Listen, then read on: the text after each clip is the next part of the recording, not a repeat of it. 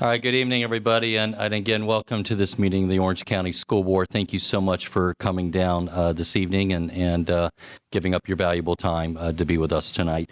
I am going to ask you to please stand and join us in a moment of silence and then the Pledge of Allegiance. And I would ask as you do stand, we lost a dearly beloved member of the Orange County Public School family, Mr. Ron Pilgrim, who was with us for years and was a highly revered, respected, and truly loved senior administrator. So please keep his family in your prayers. He was also widely loved and respected throughout his community as a volunteer and an advocate.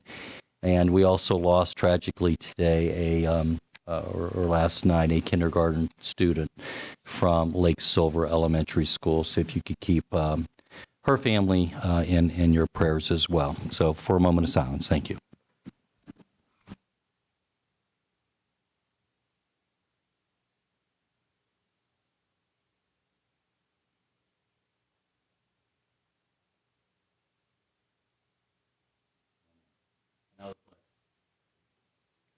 Allegiance to the flag of the United States of America and to the republic for which it stands, one nation, under God, indivisible, with liberty and justice for all.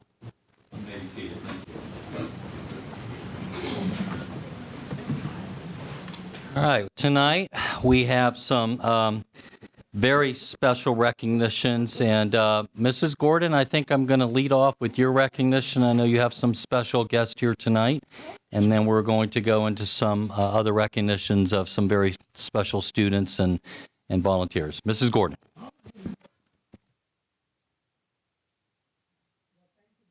I appreciate that. Okay.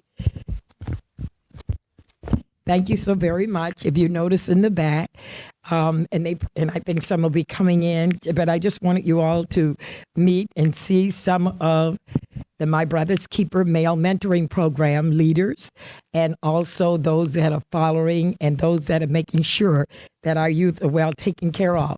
I would like to read something, and just to keep in line with it, if it's okay with you, Mr. Chair, and to the board. I'm really glad to see them here tonight, and I'm glad to see our young men representing their schools that are present with us. Will you please stand at this time as I read and acknowledge you? Please, all right. This is My Brother's Keepers Male Mentoring Program, and this is just a handful, and you will hear it. Come on in and join. Okay. They represent a larger group of young men who participate in the My Brother's Keeper Mentoring Initiative. We have high school, middle school, and elementary students participating, and many of our high school students are also mentoring in their feeder elementary school. Mentoring is a critical component in young people's lives, helping them make the decisions and connections that lead to improved opportunity. With this mentoring program, we know that students are 55% more likely to enroll in college, and that those that you see standing here today has allowed and helped some of our students to move forward.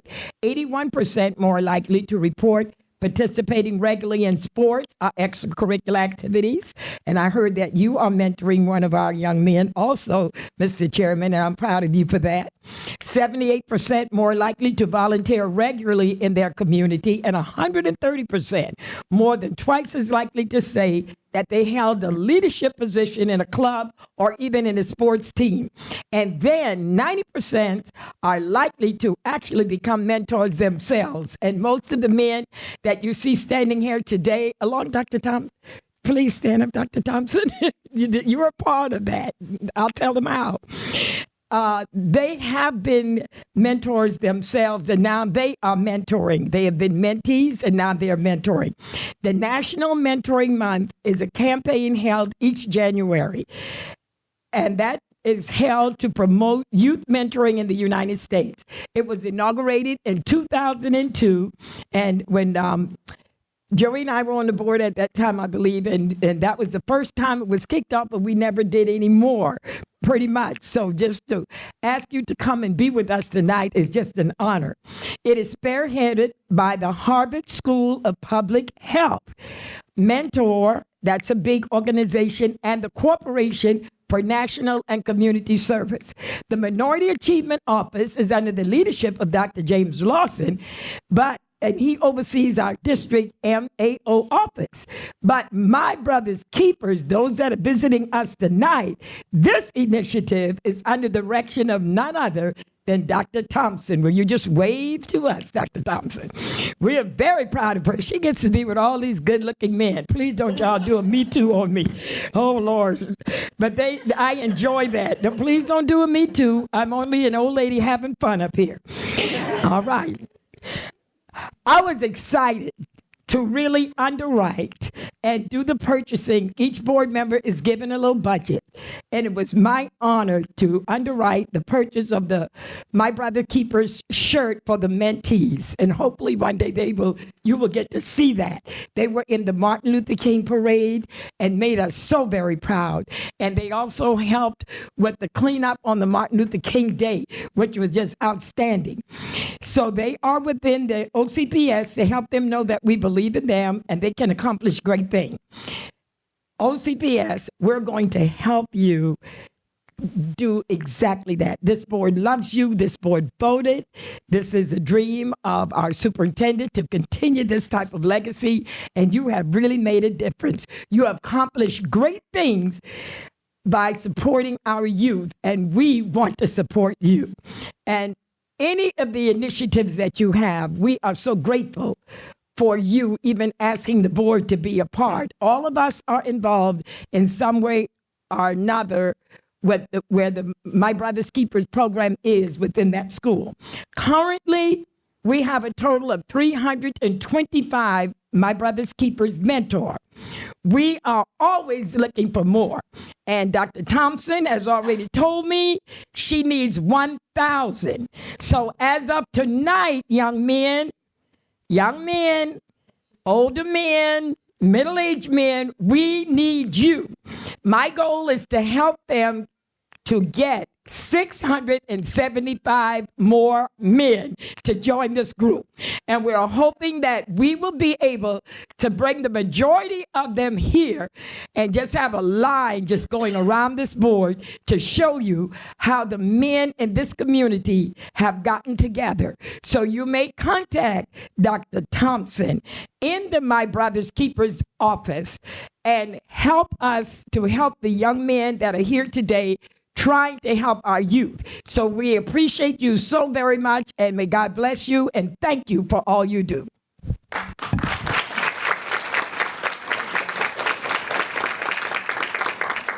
Well, thank you, Mrs. Gordon, and let the record reflect I'm fighting to hold on to that middle-aged man slot. I don't know how much longer I can hold it before I move into the older man slot, but I'll delude myself as long as I can. That's right. I love it. Mrs. Robinson, I know, is also a mentor, and I think a number of our board members are as well. And Mrs. Gordon, I know you mentor hundreds. And gentlemen, thank you. I often say, and I truly believe it, that near-peer mentors are probably the most invaluable resources that we have for our young men and women as well in our schools. So thank you for doing this. And Dr. Thompson, thank you for your leadership on this. All right, tonight we have some very special other recognitions. Our Student Services Department recently asked high school students to participate in a video competition. And our students were asked to submit a 2-minute video promoting completion of the FAFSA. Now, to help explain what the FAFSA is, and anybody who has high school students know what it is, but it probably sounds foreign to those of you who do not. But trust me, you'll get to learn it soon enough, and what a joy it is. We welcome Ms. Mary Bridges, our Senior Director of Student Services, to the podium. Dr. Bridges, welcome. Well, the FAFSA is the free application for federal student aid, and it's required to be completed in order to receive government grants for post-secondary institutions and also for most scholarships. Colleges require it when they help with tuition and help for actual college cost. For the past 3 years, OCPS is focused on increasing the number of seniors who complete their FAFSA, targeting families who may be first-generation college students. We won several awards last year for being the most improved district in the state for FAFSA completion. The Florida College Access Network had a FAFSA challenge, and OCPS had 6 schools in the top 10 in Florida for the most improved completions. We knew this year we would have to step it up to continue the increase, so we asked the high school students to participate in doing a FAFSA video. Thousands of students viewed and voted for the best student-created FAFSA video, and this is a video that was the winner. This is Callie, and this is Sean. Callie is applying for FAFSA, the free application for federal student aid. But Sean is listening to angsty teenage bands. Callie realized the importance of FAFSA and how she can qualify for grants, scholarships, work study, and loans, but the only thing Sean realized was that he's a master air guitarist. Callie checked out the OCPS website for dates and times of FAFSA help sessions throughout the district, but Sean played cool math online until 3 a.m. To apply for FAFSA, you only need a few forms of identification: social security numbers or alien registration numbers, and your 2016 federal income tax returns. Since Callie used FAFSA, she has the help of the many tools and opportunities the website has to offer. Since Sean didn't use FAFSA, he's gonna wanna rip his hair out. Free application for federal student aid. Go to the website, get your tuition paid. Start a new app, put in your info. Make sure you know your address and your social. It's easy, it's free, no hidden or costly fees. But you will need help from mom or daddy. FAFSA. FAFSA. Signing up takes no time. All you gotta do is go online. It takes 20 minutes, that's not long. That's 19 more minutes than this song. FAFSA. FAFSA. You won't know if you qualify unless you go online and apply. Free application for federal student aid. Go to the website, get your tuition paid. FAFSA. FAFSA. Thanks for watching, and don't forget about FAFSA help sessions throughout the district. Visit OCPS.net one time for all the help session dates and times.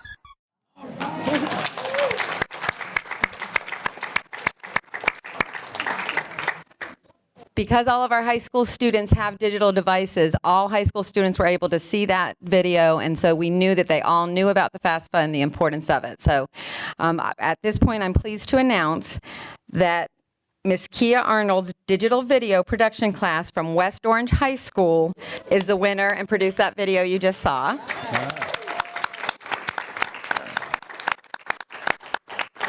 They received 41.5% of the votes.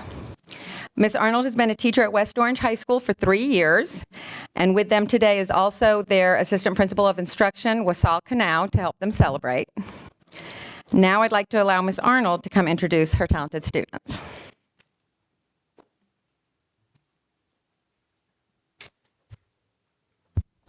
Good evening, everyone.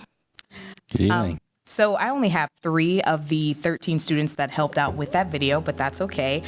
So first we have senior Jacob Hewitt, we have junior Adam Wilson, and senior Jalen Geralds with us.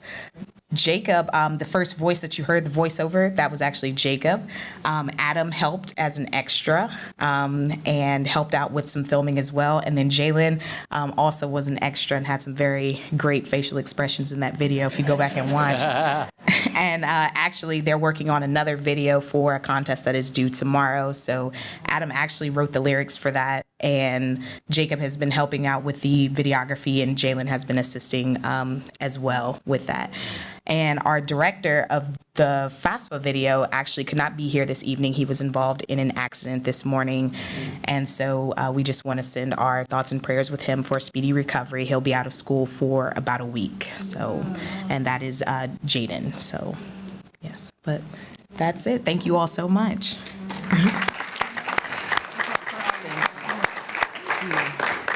Ms. Arnold, thank you for your leadership and tutelage of these children, or students, excuse me, guys, students.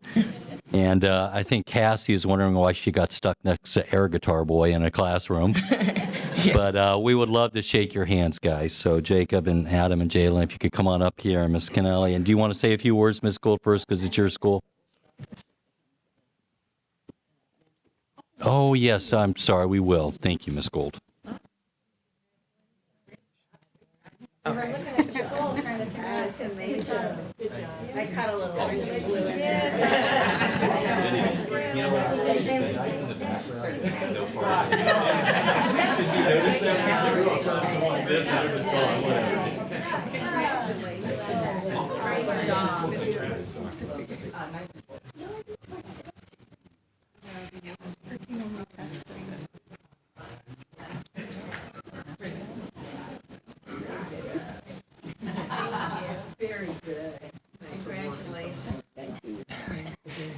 And I was remiss, Dr. Thompson, our board would really like to shake the hands of you and our mentors. So if they could come on up and let us shake their hands as well.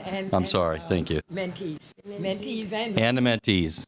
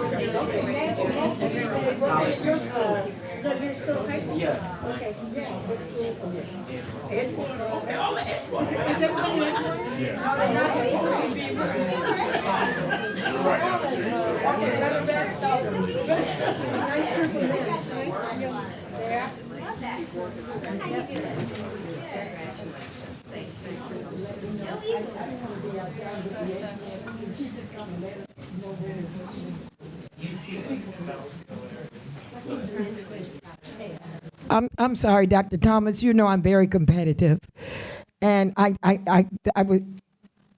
can't let Edgewater outdo my other high schools. We're very competitive. Will you please come and just tell us that Edgewater is not the only high school we are working in? Daryl and I, we love Freedom and Oak Ridge and Jones and Apopka. Will you come to the mic for us? I asked the chairman for this point of personal privilege here. I'm very jealous, guys. I'm sorry. I love you all. And you know I do. We're in quite a few of our high schools. We have a Minority Leadership Scholars Program, and those students are serving as mentors for the students in their elementary feeder pattern. We were expecting Jones tonight. We have Eccleston here. We have almost half of our high schools that are participating through their Minority Leadership Scholars programs. Our targeted schools, we had 25, and we have practically doubled that, and it's across all of our districts where we have My Brother's Keeper initiatives and mentoring programs in place at schools. I'm trying to think. Ocoee, West Orange, Oak Ridge, Evans, Jones, all of our elementary schools, Eccleston and Shingle Creek and Sadler. We have so many. They're across all districts.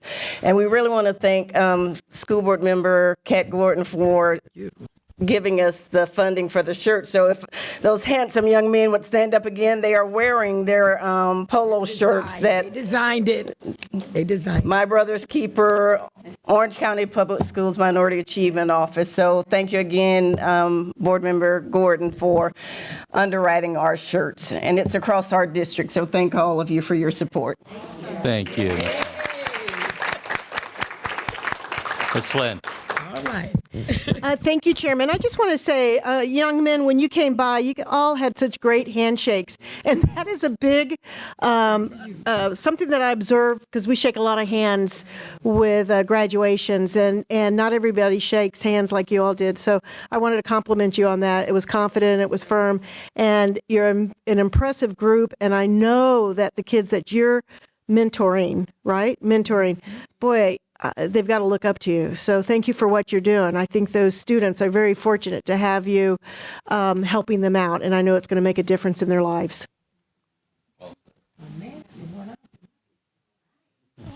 Thank you, Mr. Chief. All right, thank you.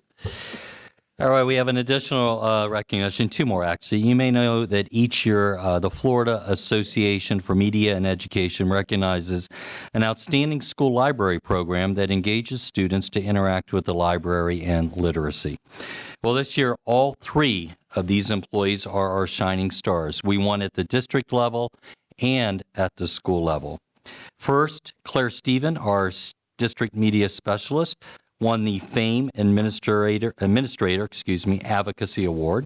This award recognizes a district administrator who has made dynamic and significant contributions to the promotion or effective school library media programs and services, and she has done an absolutely phenomenal job. Next, Pat Franklin, I'm going to ask them to each stand to be recognized in a moment. Media specialist at Timber Creek High School, walked away with the FAME Amanda Award. In a moment when we recognize y'all, I'm dying to hear what the Amanda Award is, what that stands for. Timber Creek High School's library program features a number of significant activities that engages students from all areas of the school, including a Harry Potter activity. You may have seen our district video on the district Facebook page last fall, and that video involves students in agriculture, the vet clinic, biomedical, graphic arts, stagecraft, Latin, orchestra, and TV production. And that was spectacular and interactive for students. So I would like to say congratulations both to Ms. Franklin and, of course, Ms. Stevens. And can we have Ms. Franklin stand first so we can give you a rousing round of applause? Thank you, Franklin. And where's Ms. Stevens at? Congratulations. Ms. Stevens is particularly popular because she brings us great books every year, which we love up here. Those in this room, some of them know I love books, so I'm old school that way. We would also like to announce that one of our own was recently announced as the FAME president. Congratulations, Andrea Parisi, media specialist at Colonial High School. Ms. Parisi, can I have you stand as well, and let us give you a rousing round of applause. Thank you all for your work, and I know the board would like to shake the hands of all three of you as well, if you could make your way up front, and thank you.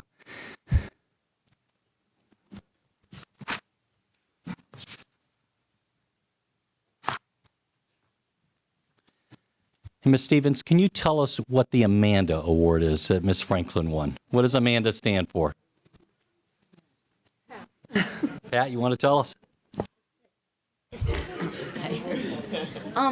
It's an award for the Media Center in the state of Florida that creates an environment that welcomes all students. And that's why we did a lot of collaboration with, with authors. I like it. With authors and coming to the school and other things to get the kids in. We have a couple hundred kids every morning come to the library and do stuff. And especially the Harry Potter party, because we worked with the technical classes, and they each did something like our TV production class. They made pictures go from 4 different monitors. The pictures went from one to the other, so they look like those pictures in Harry Potter. And they taught classes in herbology and divination, all the stuff in Harry Potter, and the ag classes did. And the engineering kids, they made a Patronus robotic, and a Death Eater was trying to get, it was really very wonderful what everyone did. Our CFE branch pretended they were Gringotts, and it was just really cool. So it's a collaboration, and that's what librarians do. We collaborate all the time. So that's it.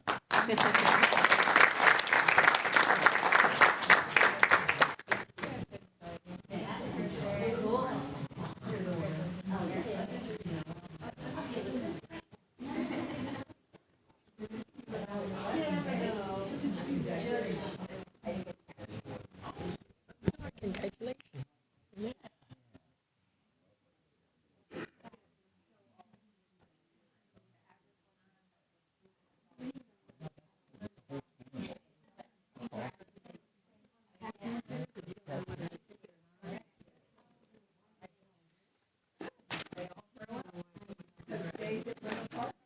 Vice Chair.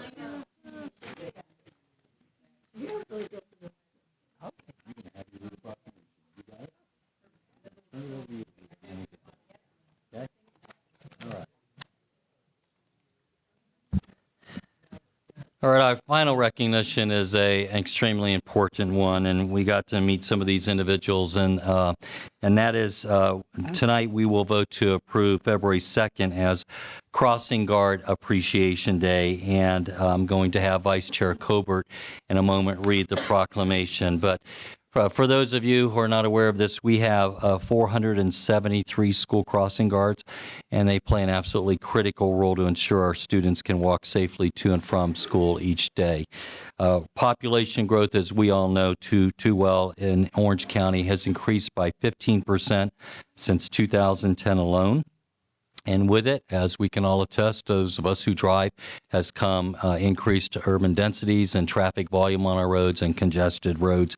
And it makes the role of our school crossing guards even more important today than perhaps ever before. Well, our crossing guards are provided by Orange County and our sister municipalities or our municipalities. OCPS works closely with those agency partners to ensure that our current crossing guard coverage is in the places we need it, and the positions are fully staffed. And tonight, we want to recognize some of our partners through their partner agencies and some of our crossing guards that are here with us tonight. And as I call them, I'm going to ask them to stand, and then I'm going to ask Ms. Colbert to read the proclamation. So from the city of Orlando, we have Danielle Campbell and Monica Daniels. Ms. Campbell, Ms. Daniels.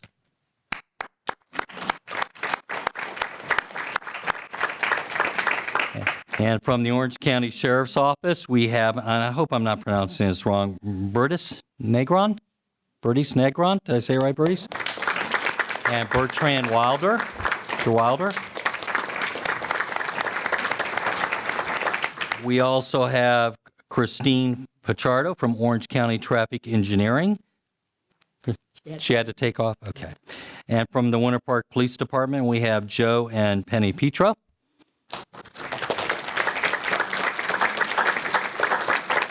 And Officer Jennifer Anderson. Officer Anderson, where are you?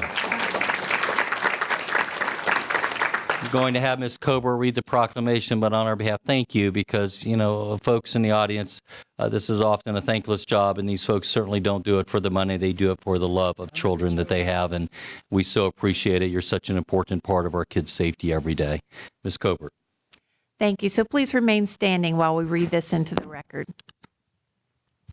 Whereas each and every school day, hundreds of dedicated school crossing guards working throughout Orange County dutifully assist our children across busy streets and highways as they arrive and depart from school. Whereas Orange County Public Schools places top priority on student safety and recognizes that school crossing guards play a critical role in supporting our students' education by ensuring their safety when crossing busy roadways. Whereas crossing guards often encounter challenging and sometimes hazardous conditions during their performance of their duties, and whereas school crossing guards provide an invaluable service to our community and deserve special recognition for their tireless efforts. Now, therefore, be it resolved that the Orange County Public Schools encourage everyone to consider the safety and health of children today and every day, and does hereby proclaim February 2nd, 2018 in Orange County School Crossing Guard Appreciation Day. Thank you for your service.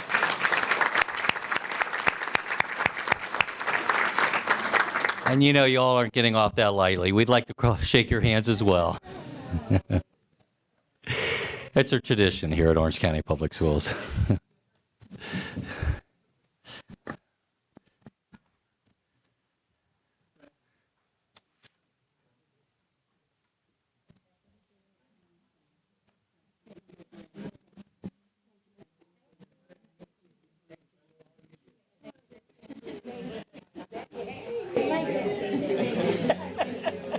Hey, thank you. Yay.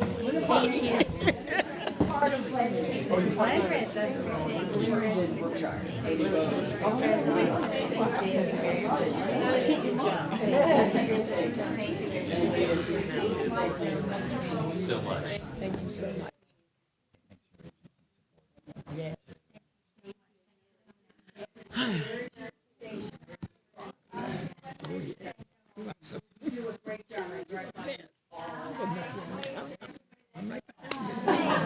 You can tell you're having fun. Now, are you down at Lakefront and Glenridge?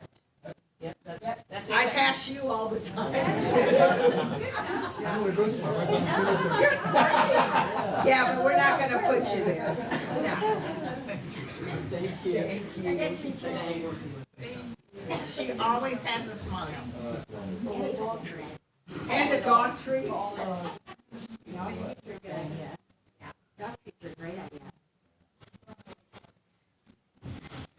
Dog treats.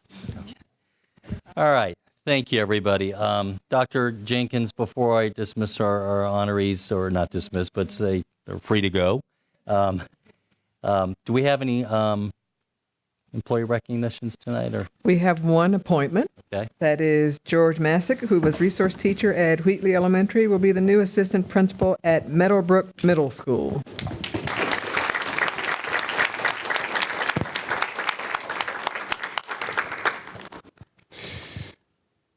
All right. Greeting, Chairman, school board members, Dr. Jenkins, and staff. Thank you for the opportunity to serve the students and families at Meadowbrook Middle School. I would like to thank my family. I'd like to thank my mentors. And that's it. So thank you.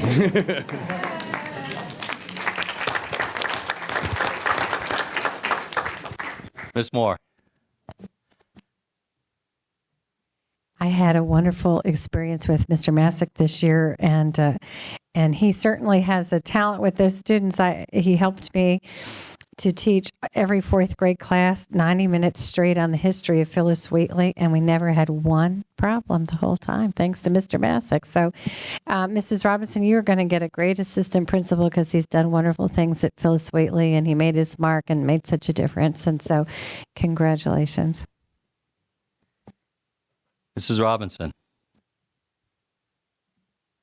Yes, I had the pleasure of meeting Mr. Masick earlier, and I agree with you. He's very excited to be coming to middle school, and we're excited to have him. So congratulations. It's going to be fun. I'm glad you're there. Nice to see you. So, Mr. Masick, congratulations as well. Is this your wife with you, or? Okay. You know what? I don't get through one of these without sticking my foot in my mouth at least once. I was about to throw you a giant save, but instead, I just hung myself. Okay. Well, usually that's your job, Dr. Jenkins. The rest of them. I'm not going to recover for this one for months, believe me. Well, I tried to. Oh, it is. Thank you. Thank you. I'm going to turn red up here. You know, in all seriousness, no, Mr. Masick, you should be very proud. I always like to tell our newly appointed administrators that your appointment really signifies one very simple word to us, and that word is trust. It means that this board and administration, we trust your leadership abilities. It means we trust your educational skills, and most importantly, it means that we trust you with our community's children. And for that, your colleagues and families should be extremely proud of you, sir. We are tonight. So congratulations. And it is a school night, so go out and get some ice cream, and thank you all for coming down tonight and for allowing us to recognize you. Thank you.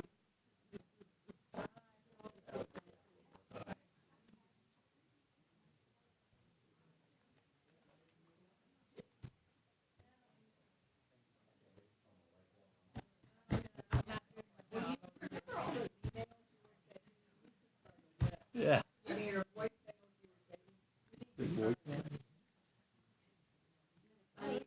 Oh, yeah. Yeah. Yeah, I still have. Well, do I have that one? I don't think I do. Yeah, those were hilarious. Okay.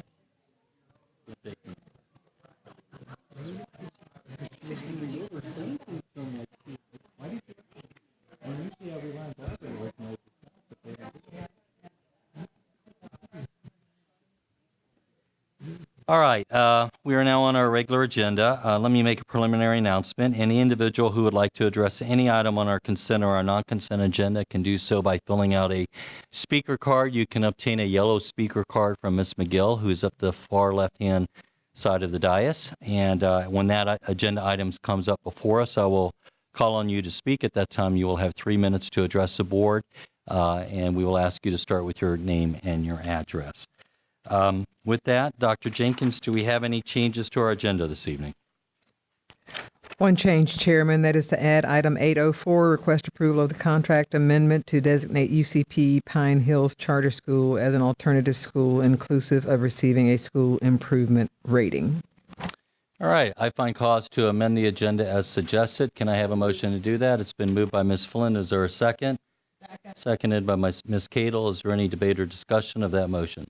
Seeing none, all those in favor of the motion, please signify by saying aye. Aye. All opposed likewise. Show the motion adopted. We are now on the consent agenda. I don't believe that we have any speakers on the consent agenda. I would like to point out that, I don't know where Dr. Armbruster went, but it is Career Technical Education Month that we're designating at agenda item 4.04. So, Dr. Armbruster, thank you for all the good work your CTE folks do. We're so very proud of your department, really, and the strides you've made, so thank you. All right, can I entertain a motion to approve the consent agenda? It's been moved by Vice Chair Cobert, seconded by Mrs. Robinson. Is there any debate or discussion on that motion? Seeing none, all those in favor of the motion, please signify by saying aye. Aye. All opposed, nay. Show the consent agenda adopted. Congratulations, guys. Appreciate you coming down tonight. All right, we are now on, I know it's anticlimactic, but that's it. So, Tony, I'd love it if you'd stick around for the rest of the meeting, but I have a feeling you won't. Thanks for coming, Eileen. Well, we appreciate it, and thank you for all the good work you do for our students, truly. Thank you, and thank your board for us as well. Yes, Ms. Moore. No? Okay. Ms. Robinson, is that old? Ms. Flynn? Sorry. Do we have a strategic plan update? That's going to be a report, okay. All right. We are on report by District General Counsel first. Members of the board, just an announcement that on Thursday, after your regularly scheduled work session, you will be in executive session in regards to litigation involving Orange County Public Schools versus the Department of Education in the state of Florida. And that will be held immediately after the regular work session.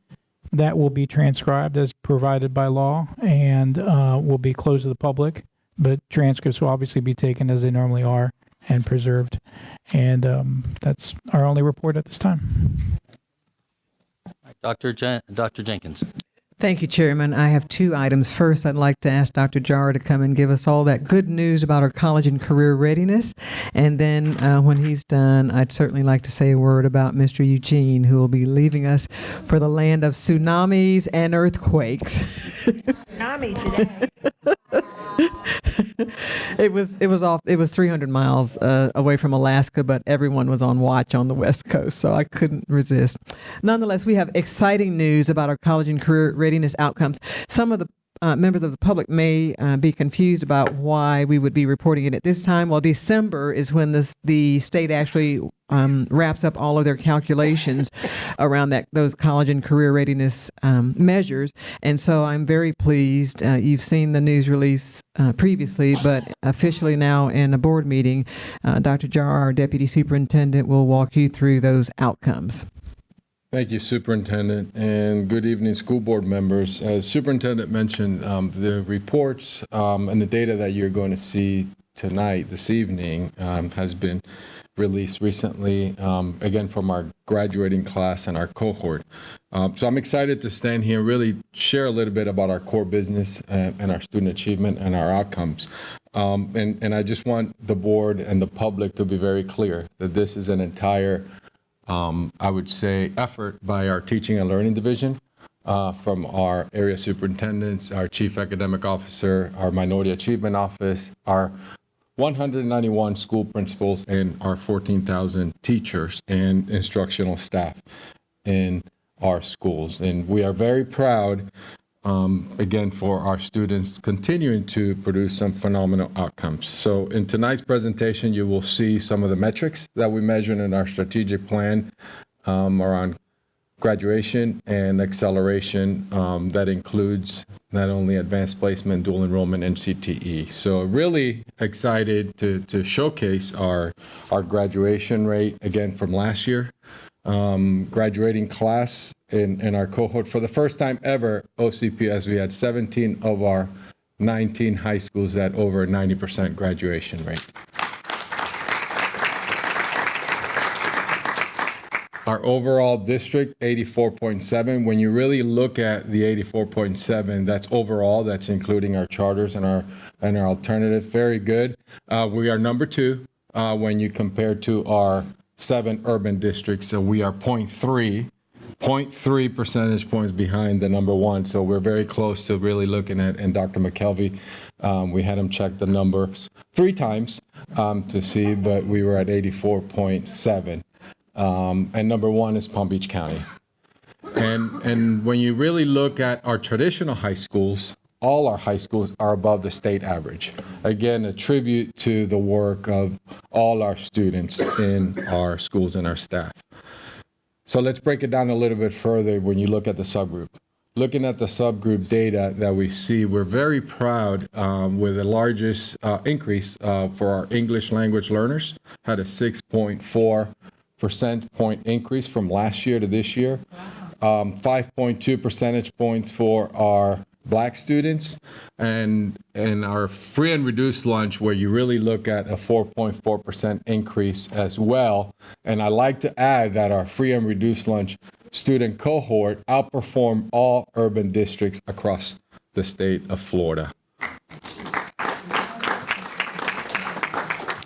So now when you really look at, and this is something that, and I know Superintendent Jenkins shares this, and I know it's been presented at our State of the Union address, State of the School address, when you really look at, and I'll start from the bottom up with a 33.9, when you really look at the cohort of students that are at least taking and passing an AP exam, 33.9. We had a minor decrease and really from the 34% from the previous year. But obviously when you see an increase in graduation data and also opportunities for our children that they have taken an AP, IB, dual enrollment, CTE. So we've seen a minor decrease into the 33.9. We're still waiting for the College Board to release their national AP report to the nation when we compare to the state of Massachusetts and some of the other states where we like to compare ourselves. Because we're very impressed with our student performance. When you look at across the board, the 7% increase in test takers and our 2% increase in percentage of students passing as well the exam. When you look at breaking it down, going to the 2013 data, our Black student participation increased by 81%, and for our Hispanic students, an increase of 110%. I would also like to add that we've seen an increase of 51% in performance, so both participation and performance. So again, when you hear that we are strategically placing students into our rigorous courses, these are very capable students that can do the work, as we have seen in our data. For our Hispanic students, a 93% increase. Again, our CTE numbers, as Chairman Sublette just mentioned, with our CTE month and really looking at the great work that is happening in partnership with Dr. Armbruster, our high schools and our middle schools, where you see our numbers continue to increase, where you look at the 50% increase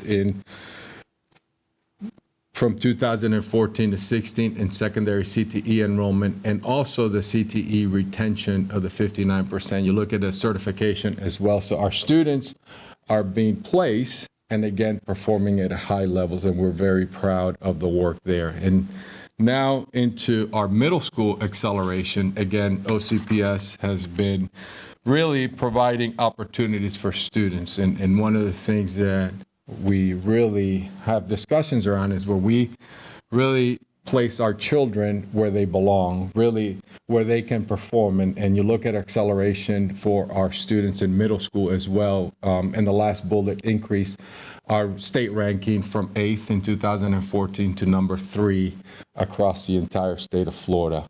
Very proud of our 7th grade Algebra 1 success as well. Not only increasing our participation, but also our performance.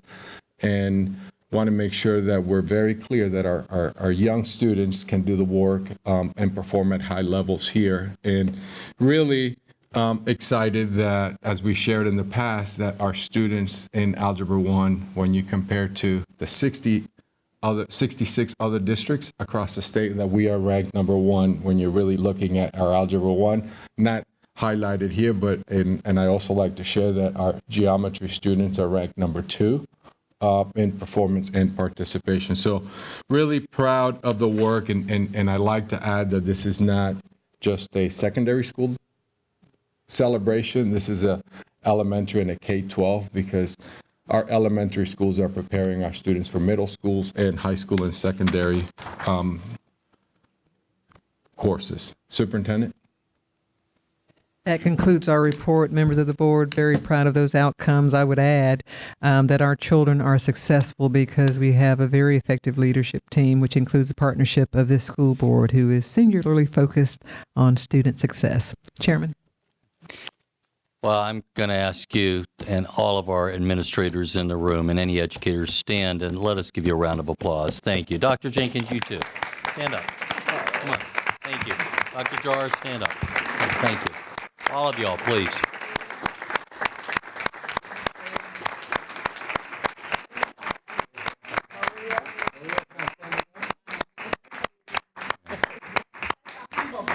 Thank you, Chairman. So, I did that because, to me at least, but I think I probably speak for a lot of us, the number one key metric we have in our whole mission is to graduate students and keep doors open for their future possibilities, whether it's college, whether it's the military, whether it's career technical education, whether it's a skilled trade or apprenticeship.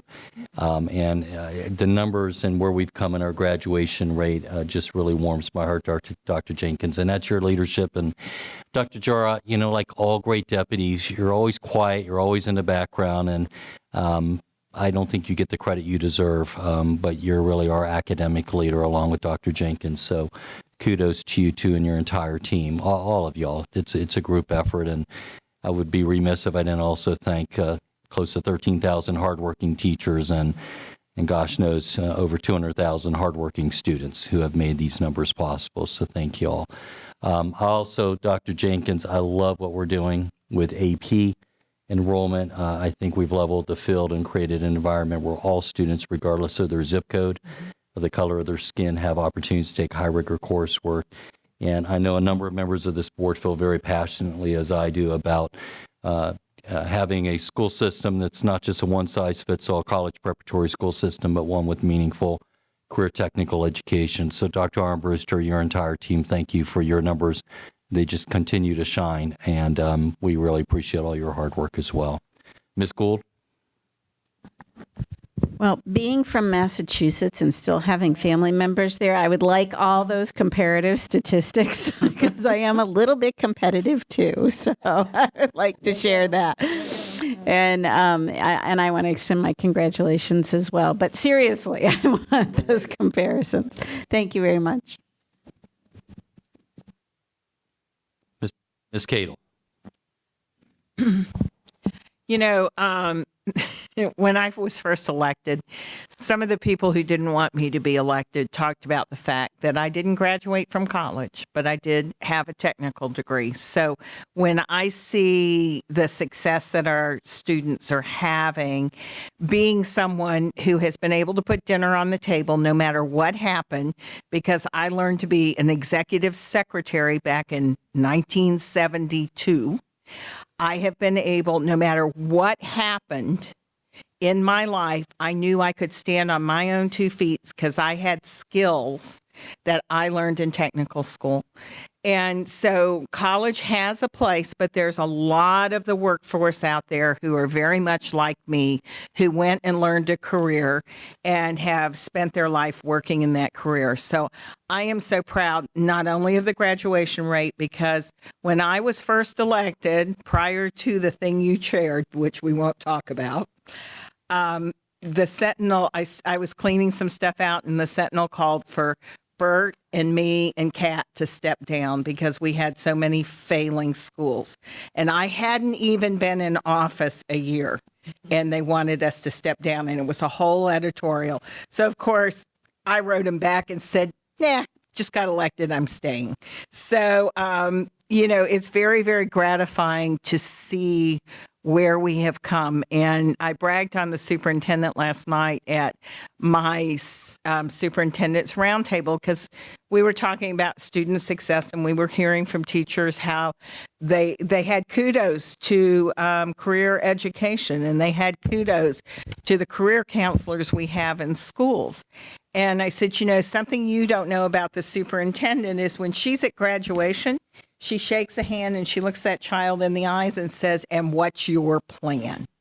And you know what? We can give no better gift to our graduating students than you have to have a plan, no matter what it is. If it's going to work, if it's going in the military, what is the plan? And so I'm so proud of how we've kind of ingrained all of that in there, and how we're working on grit for children to understand if you don't succeed the first time, it's not the end of the world. You learn the most when you've had to struggle. And, if I did it right the first time, it meant I knew how to do it. It's the lessons in life that I didn't get right the first time that have made me grow. So I'm just so proud of each and every one of you who makes a difference with our children. And I know, years ago when I was doing some community work, and they kept saying, is this a community you want your children to come back to?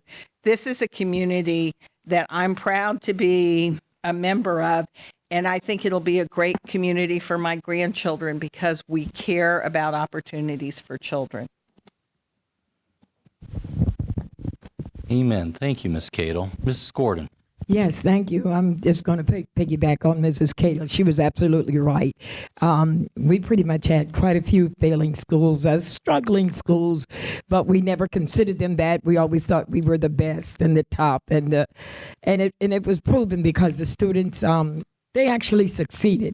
I too want to commend Dr. Jenkins and her staff, because I think I'm the main voice in the room. All of us fight for the minority students up here, but I think you could see the African American students and basically the Hispanic students, and even the Haitian students, and I could go on, but because everybody on the board knows that I basically pretty much gets the calls, because when I get the call, I call you. And I do think that the community relates to me as the minority on the board, and I graciously wear that title. And I just think that we've had to fight. And there are administrators in this room that have fought that fight with me along the way. And I too cannot stop to thank the leadership of Dr. Blocker, and going back and pulling in Dr. Jenkins to just come in and be his chief of staff and his main person to take up and not interfere with moving us forward and moving us on a national level to compete. So Dr. Jarrett, with you coming in with the background of the College Board, I think that had an awful lot to do with it. And then Dr. Jenkins, you acclimating your team and having your team to go higher and to think higher and to excel higher. And not only that, but to move forward nationally. You didn't do it. We're not where we want to be yet. But I do hope by the time I get ready to vacate the seat that we are there. We are there in facilities. I think we have some of the best facilities in the world. That was hard to do. And for anybody to walk in our community, when I go in, and I see what I see, and those parents see what they see. it really bothers me when we have legislators that ask our students to leave. Well, I want you to know they're not leaving. They're finding out that the public school is just as good and better than it's ever been, and we are not yet where we are going to be. But I want you to sit back and watch as you try to take kids out and put them into your where you make money. You make money off of these children. There's not going to be enough charter schools, and I'm not against it, because we know the charter schools that are about children, and we know the charter schools that are about money, because you've allowed us, you had to go to Tallahassee and do things to just continue to keep the minority students down. It's always something. Why? So you can move into our facilities, take over our schools, and make our children think that you're going to help them succeed. But I stand before you today as the voice of a minority on this board to let you know our team has been the best that they could be. This is one of the best boards that we've had, and I'm the longest sitting one on this board. And I know what we went through when I sat in the seat in 2000. We did not have this. The previous boards, they were very biased, unconscious bias. It was just unbelievable when a child walked in the building. Dr. Jenkins with the Minority Achievement Office, they're all being trained now that when that child walks in that board or in that room, they have the same rights as any other. And if we find out that they don't get that right, we come back before this board, and we have a darn good board. This board will fight to the end. And if there are any on this board that will not fight, there are a couple of us on this board that would fight them in executive session. So I want you to know that you have a caring board. You have a board that went through, under the leadership of Joey, with the unitary status, one of the biggest thing that could have happened with us, with Woody Rodriguez leading us on to victory. We are heading up that ladder. And if you just work with us, continue to work with us, Dr. Jarrell, and train your staff to love children and not to see them, because don't ever tell me you don't see color, because you darns do see color. Because if I walked in that darn room, you see me as a black woman. I would like to be multi-ethnic because of my background and my heritage, but you never see me as a grandmother Cherokee Indian. My mother, Cherokee Indian. So don't even, I wish everybody, and you go do your DNA, most of you are multi-ethnic. So if we began to look at people as being multi-ethnic, we all would move to the top. I don't want to see the black kids continuously on the bottom. Everybody in here has to do something and reach out for that child. That's why my brother's keepers were here tonight with Dr. Thomas. They are out here wanting to reach out. We need the white men. We need the Jewish men. We need whatever. We need the men to help our young men. They've already been identified. They're our weakest link. So I plead with you tonight to help us to help these children. We have given you the facilities, you paid for it. We've given you the teachers. Dr. Jenkins has seen to that. Now, come forward. We cannot do it alone. We've always been a team, and I'm going to ask you to continue to do what you're doing. See that our children are in these rigorous classes, and they will move forward. So again, Dr. Jenkins, I thank you. I thank you, Mr. Chairman, for coming in and allowing us to direct you and to work with you and to make you the chairman that you are, that we were able to accomplish as many things as we did. You didn't do it without us. Don't ever forget that. All right? So I won't let him forget it, because this team, none of us up here are alone. We all did it together. And I'm expecting everybody to see to it that every child stop with the unconscious bias and stop looking at these children because of the color of their skin. I was telling Daryl tonight, the majority of the students that I'm working with in my school, they're gifted. They just got in trouble. These children are gifted. They speak Spanish. These kids are gifted. They came from Puerto Rico with A's. So why can't we test them, the seniors especially, in their own native language? Let's stop the bias and let's love the children, and I don't care where they came from. Let them in, let them learn. Thank you, Mrs. Gordon. Dr. Jenkins. If that was it for the comments from the report. Okay. So then thank you, Chairman. Just one other note. I certainly want to add my commendation, my appreciation to a very capable Deputy Superintendent, Dr. Jara, and for our entire team and their work. I'd also like to mention 3 additional members of my team. You mentioned earlier Ron Pilgrim. Want to keep Kristen, his wife, who teaches at Domrick, and Chaz and Kate and Paul in our prayers. Ron was with us in our HR department for 11 years, senior executive director for the last several years. Secondly, I passed along an article for you and a very nice magazine that features some of our technology efforts, and our Chief Information Officer, Jim Pulliam, very proud of his recent recognition and accolades. And then lastly, I mentioned tongue-in-cheek someone going to the land of earthquakes and tsunamis, but we are certainly very sad to see our Chief Operating Officer, Mike Eugene, depart for California. He has been solely responsible for the stellar performance in our operations division under his leadership, winner of 2 Sterling Awards and then a Sustaining Award as well. He will be greatly missed, but his legacy lives on. Roberto Pacheco actually knows that system, as he was the procurement officer under Mike's leadership.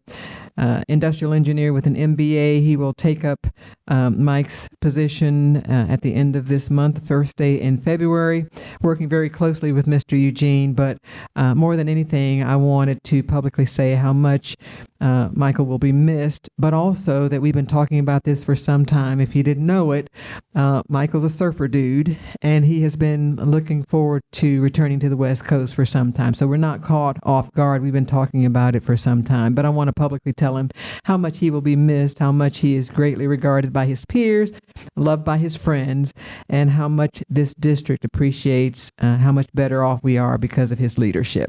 Michael, stand for us.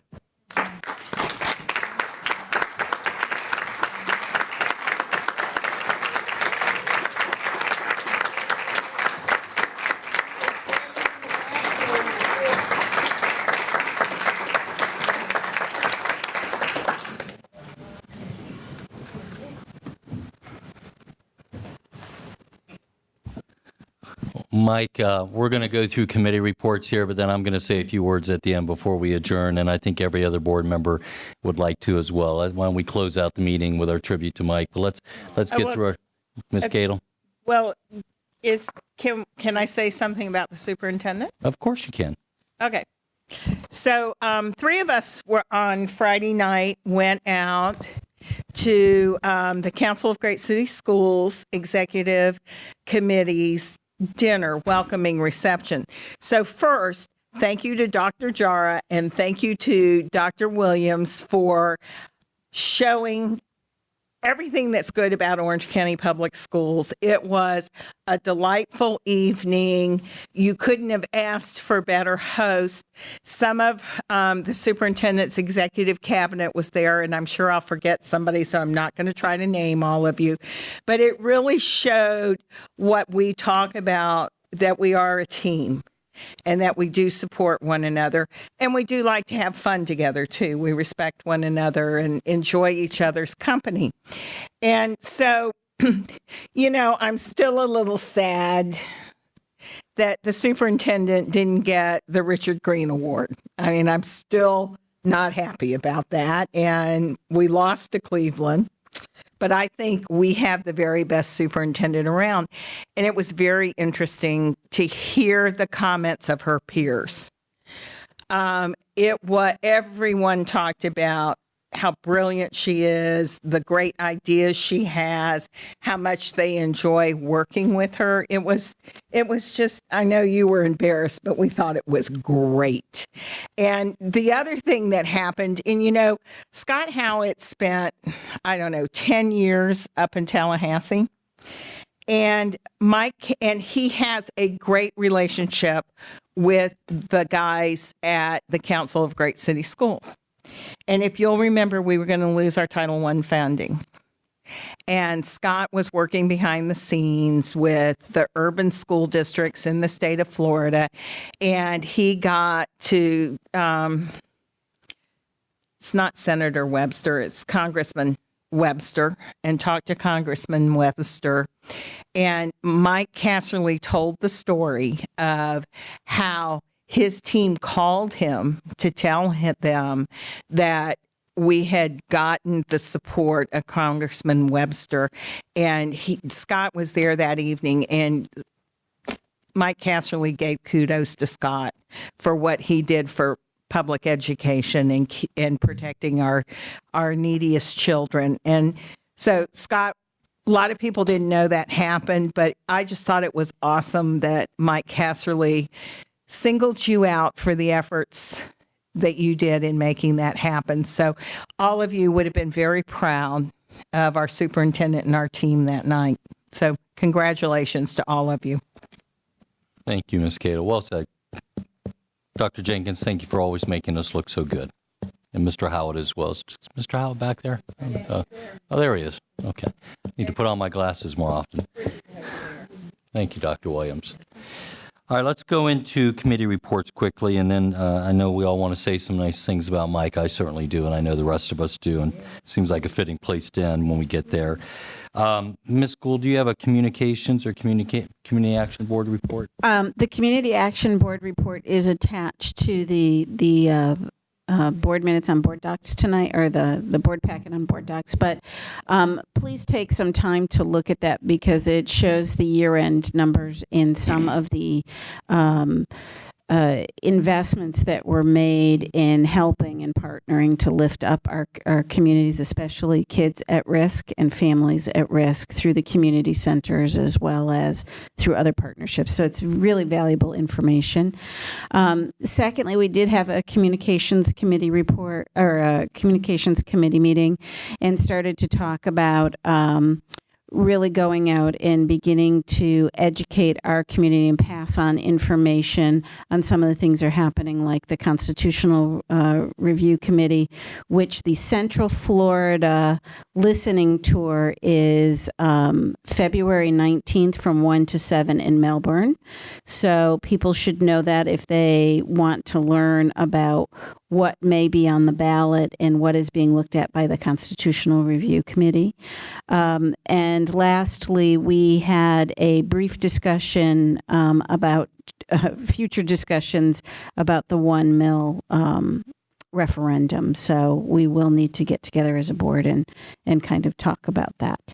So those are the basic information points from our meeting.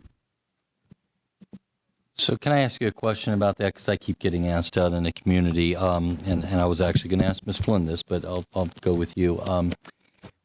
What's our time frame for that meeting to talk about the 1 mil and ballot placement and issues of that ilk? We talked about some of that, but we knew that we needed to have another meeting on that, because that kind of came towards the end of our meeting. So we're going to try to get something booked in the very near term, just because, we're moving into February quickly, and before we know it, the year is going to be gone, and we have to have enough time if there is going to be something to go to the county. So that would probably have to go in April-ish to be sent to the ballot in June. So I think what we need to do, Dr. Jenkins, and it's no disregard of the communications committee, but this is really a board-wide decision. I think we need to get a work session scheduled pretty quickly, especially if we do have a deadline of April. That's steaming down on us really quickly, and we need all 8 board members at the table for that discussion. So if we could do that maybe in the next 4 weeks, if you could. And at it, I think we just need to get an affirmation that we're going to do it, which I expect that to be the case, just from reading the tea leaves, but also what ballot. I think that's a decision point that we have to make as well, and strategies. So, okay. And, Ms. Gould, just for what it's worth, the strategies part of it, I think that, I'm just sort of ruminating here. I think that could be done in the committee part as far as marketing and, and the campaign itself. But I think we need to make a special effort to get all 8 board members at that committee meeting when you're talking about the strategies. Because I don't usually go during to all the committee meetings during the day. But I think we all need to be engaged on that issue because it's important. Well, we'll make sure that you're fully aware that that's going to be on the agenda. All right. Legislative, Ms. Flynn. Thank you. Going fast and furious again, there's a lot of different, theories on how it's going to turn out at the end, that everything's just going to get placed into a train bill. But we did discuss about how to get our thoughts across to the public on that by, maybe not, was it put 1,000 cuts by 1,000 bills, but just maybe putting into categories what chips away at our local authority, what chips away at this. There is one bill, though, that Ms. Colbert has been working with our legislative liaison that is worth us continuing to support those who are sponsoring it, but it is in regard to the performance pay aspect of the teacher evaluation. And underlying that, it really comes from the information is the study that we did. And so Ms. Colbert has been working with the legislator and the liaisons to get that through. So I would say that's a direct pipeline from us. I'm going to take some credit for it. But then there are some that, whittle away I think there's a bill that would put term limits on school board members. And I think those term limits would start from the election in 2014. So if passed, I don't know what it means for everybody else running for a third term. So, right? Are you shaking your head? They can't do that? But there's a bill. They're trying to do it. Yeah, I know. Well, it just passed a committee, didn't it? And well, they're trying to do it. It might be, but I don't think that stopped them before. So, constitutional, schmostitutional, so there's still a lot of bows and arrows. Thank you. Two questions. I believe there's proposals pending before the CRC, isn't there, on term limits for school board members? And I'm wondering if what they're proposing is a House joint resolution to put it on the ballot regardless. And also on school board pay, if I'm not mistaken, as a pending. That one's done? Okay. On the CRC it did? Okay. But you know what I'm really curious about, either you, Ms. Flynn, or Ms. Colbert, or Mr. Howitt, is there any talk at all, and is there any vehicle moving at all for repeal of specific provisions of 7069? No. Okay, that's what I thought. So, good. Well, I'm glad we're doing what we did then. Do wasn't there's some very minor, like maybe taking out the part where it, the schools of hope, didn't call for certified teachers. So they're going, well, we heard the community, we're going to make them, certified now. So, just really bits of pieces, but nothing. No, but that's what I'm saying is they're looking at really the minutia of, yes, the things that everybody sort of flared up about. They're trying to fix those little things, I think, but nothing. Okay. Well, I suspected as much, and that's why I was such an enthusiastic supporter of the route we took with the litigation, because I never believed that they would come back and address those personally. So it's disappointing, but not surprising. All right, board members, anything else before we talk a little bit about our favorite person, Mr. Eugene? So, Chairman, I would, in my rush, I neglected to say January 31st will be the last day you'll see him here. He is the new General Manager of Facilities Operations for Los Angeles County Government. Is that his title? Mm-hmm. Wow.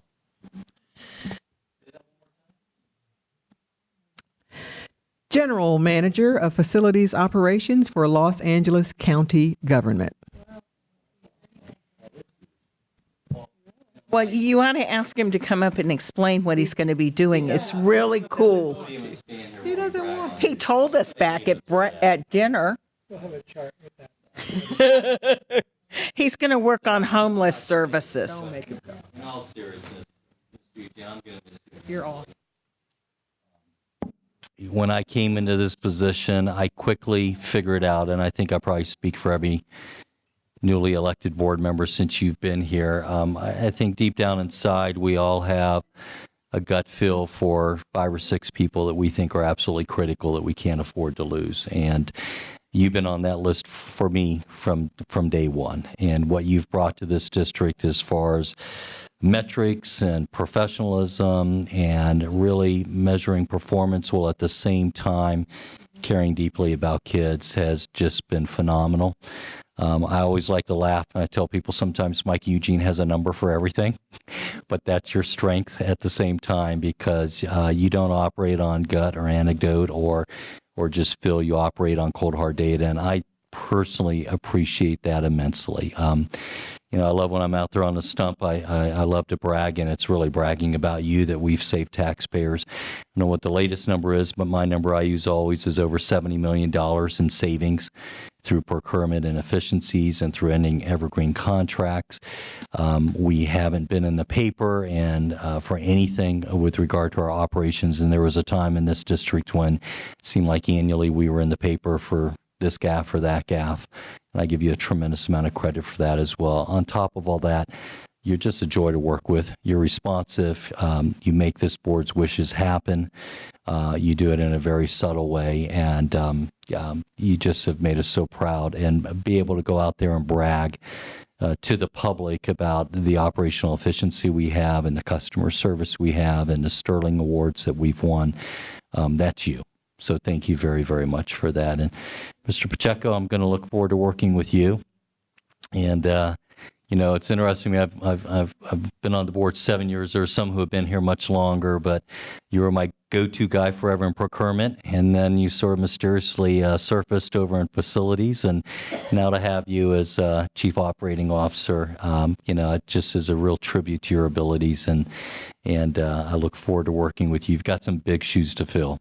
One thing I do know is you'll probably be a little bit surer on your feet and on a bicycle than Mr. Eugene. I haven't seen any broken arms or shoulders or surgeries on you, so we do expect you to stay healthier than Mr. Eugene did, but we're going to look forward to working with you, Mr. Pacheco. Thank you. Mrs. Gordon. Thank you.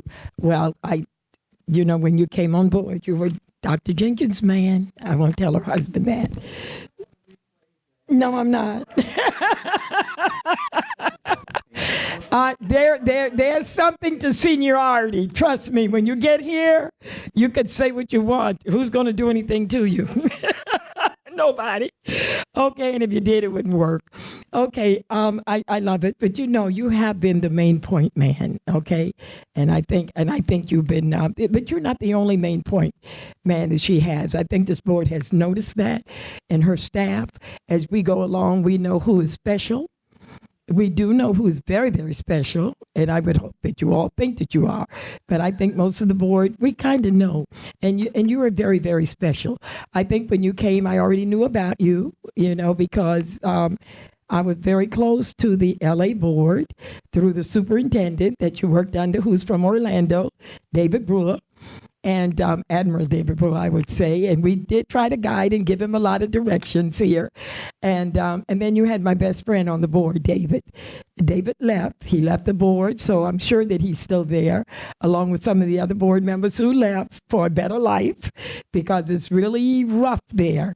But I'm so happy that Joey asked that you would come up and explain it, and explain it to us. But they're so happy, to have you back. And then when you took a wife, I just thought that was just so dramatic. I don't know how you found her, but you told me, and it's okay. You're free to go. And I think I just took into your life, when you said you found your mate. I just thought that was so cool. And I said, well, he found his mate. He won't be with us long. They'll be going back to California. And here is the day that we get to say goodbye. But it's bittersweet. I would hate to see you go, but that's your lifestyle. And I know that you love it. And I thank you so much for sharing the little bit with us that you shared. and the knowledge that you gave each of us as a board member and the time that you took. Some of us needed a little bit more time. You didn't always want to give it to us, but you had to find time, even with a broken arm or whatever, you had to find time to get to some of us. I love that, Bill. But I just want to wish you the best, because you know what? You're not my age yet, but when you get my age, there's so much joy.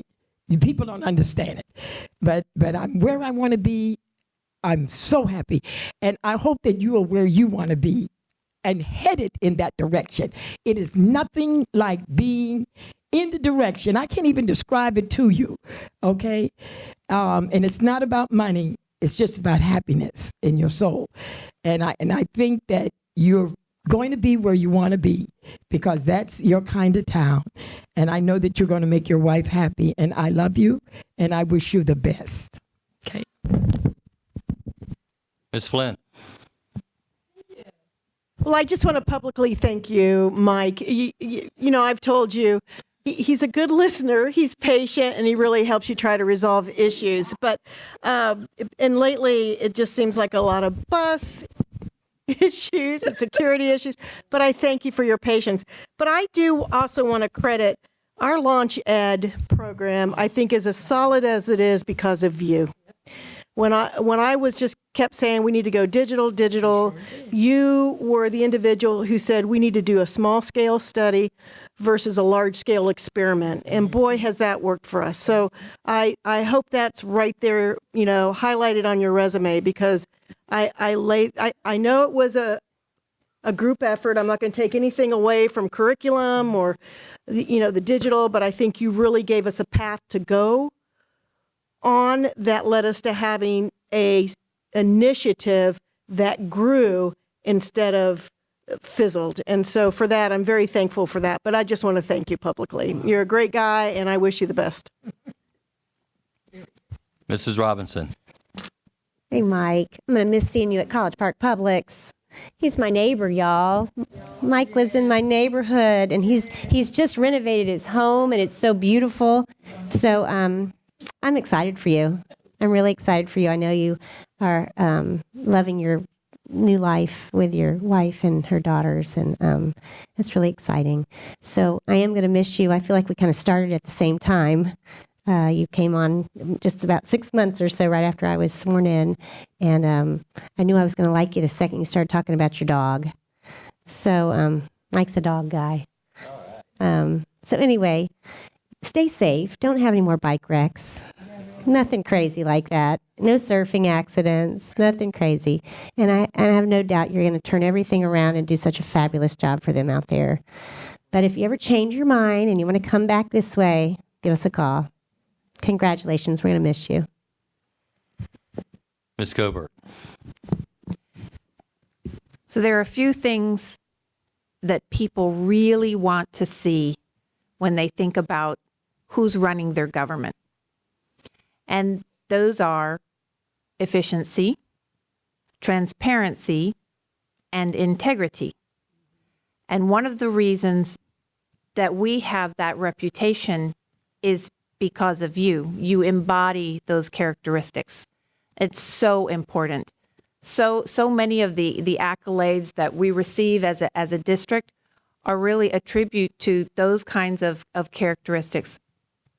And I want to thank you for bringing those here and for what you've done for our school system. You've always been one of those people that when I need to take a deep dive on a subject that's very complicated, you are a person that I could go to who could break it down and give me the real facts to be able to make a decision or feel comfortable with the direction that we're going. So I want to thank you for that. And I also want to thank the superintendent for her wisdom, not only in bringing you here, but for continuing to have this deep bench of talent that we know with Roberto coming on board that we're going to be in good hands, and that is her wisdom in making sure that we have that situation. So know that you leave here with great impact and great respect, and I wish you Godspeed. Ms. Cadle. Well, he's leaving public education, which I'm sad for the children of Los Angeles. Of course, you were there before, but he's now going to go and he's going to straighten out county government. And I asked him at dinner, I said, so are they a mess? And he said, no, they're really in pretty good shape. It's like, is it $48 billion? 39 or 49? $39 billion is their budget. Yeah, Linda says it's like a country. And what he was sharing with us is that it's a whole new initiative that he's leading, and they are going to start dealing with some homeless issues that they have in Los Angeles. And he's going to be in charge, if I understood it right, in repurposing buildings. And I asked him because we all, there are a couple of things I remember. One I reminded him of a few weeks ago that I won't say this evening, but he'll know what it is. And when he first got here, he's like, I can go home for lunch every day. I tell the people in Los Angeles, I can go home for lunch every day. So I asked him, I said, so like, how long's the commute? Because he's not living in Los Angeles. He's living in a suburb or a city down. And he's like, it's about 20 minutes. But he said, they're going to have like satellite offices. So if I have to go work somewhere, I can stay there all day. And so it was kind of a neat concept that, he could go different places to do what he needs to do. But Mike, you have made such a difference here. And your footprint will be here forever. I tell people that he came to us because we had a strategic plan, because they were trying to hire him in Atlanta and they were trying to hire him in Miami, and we got him because of our strategic plan. And the funniest Mike story that I know is that when he was moving to Florida, he sold all his water gear. He didn't think we had water in Orange County, because he came straight in from the airport, interviewed with the superintendent, and went straight out back to the airport. So he didn't bring any of his water stuff with him to Florida. And then he discovered we had lakes everywhere. And as you know, he's like a championship paddle boarder until he fell off his bike coming down the mountain in Florida, the little mountain in Florida. So, Mike, we're going to miss you. I wish you only the best with your new family. And our loss is Los Angeles's gain, but you have made a huge difference here, and you've become a friend to many of us. So we wish you only the best. Ms. Moore. Well, since I'm the caboose, I won't go over the same ground, but the one thing that I remember that none of you brought up was that old Transpar report when you first came on 7 or 8 years ago. Oh, you haven't forgotten that? No. No. That was a really painful time when we started with committees and hired outside experts. And you realize we haven't had to do that in, 6, 7 years, which is really a tribute to you and the rest of the staff. And so, but I still remember those first few years, him coming in with his Transpar report, showing us how he was going to cut bus drivers and reduce costs. And you never really strayed from that. He brought us into the world of KPIs. And so it was really changing. You changed this organization, and we're happy for Los Angeles, and maybe we'll have to take a trip out there and come visit him and see what he's up to. I can't wait to hear about what you're able to accomplish with the homeless population. So again, thank you. Ms. Gould. Well, I have been blessed to work with a lot of great operational development and change agent people, but you are at the top of that game. And I have seen what you've done here, and it's equivalent to what I've seen done in Fortune 500 companies, as well as in the hospital and healthcare industry.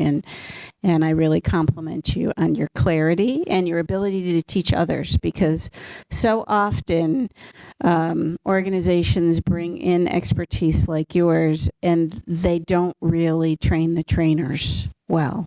and you've done a phenomenal job of training the trainers, and the superintendent, of course, has put together an incredible team, not only with you but the rest of the cabinet, and it has been a pleasure working with you. And don't fall off the face of the earth. We're going to miss you, Mike, immensely. Mrs. Gordon, bring us in for a landing. You have a final announcement? Yes, great news. Great news from the Ridge. John Rollinson called us, and on behalf of Major Graham, I think you all know Major Graham. He's always here when we need him. With the military with the flag ceremony, but he wanted us to know that Oak Ridge won a state championship in STEM. Yay! And they will be competing for national in mid-April in Washington, D.C. So I'm sure that we would have some type of follow-up to every board member with the email. And so let's be praying for the Ridge and hope they bring home the bacon. Thank you so very much, Mr. Chair. All right. Great way to end. With that, we are adjourned.